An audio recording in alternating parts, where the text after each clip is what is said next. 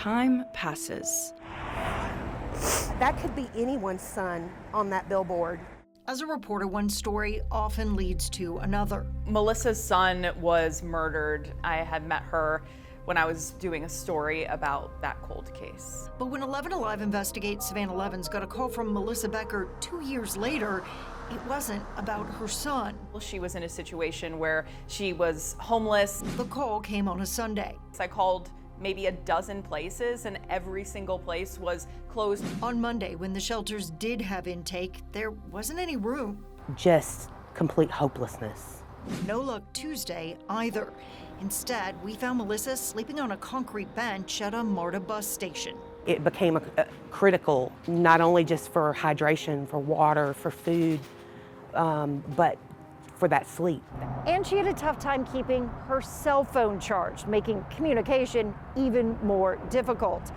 By Friday, I was also involved, confused at how annual reports like this one could claim empty beds when we couldn't find Melissa a single one.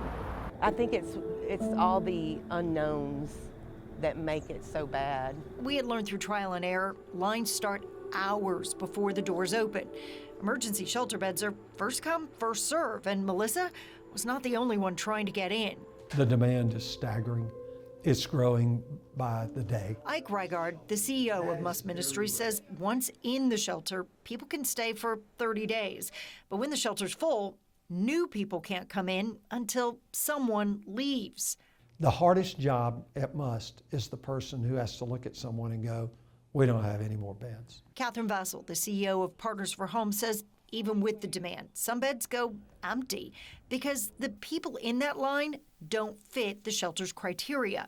I really think we need the will to change the way their front door operates. Most shelters fill their empty beds in the morning, but when curfew rolls around at night, not everyone returns, which means those unexpected empty beds go unused, even when someone like Melissa is right outside.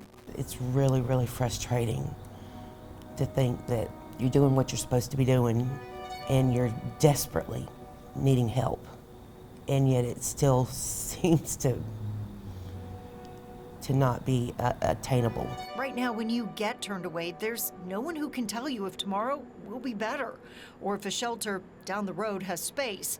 We should be eliminating that burden to streamline the process and make it as easy as possible. For 5 hours, Melissa waited with everything she still owned packed in 2 bags.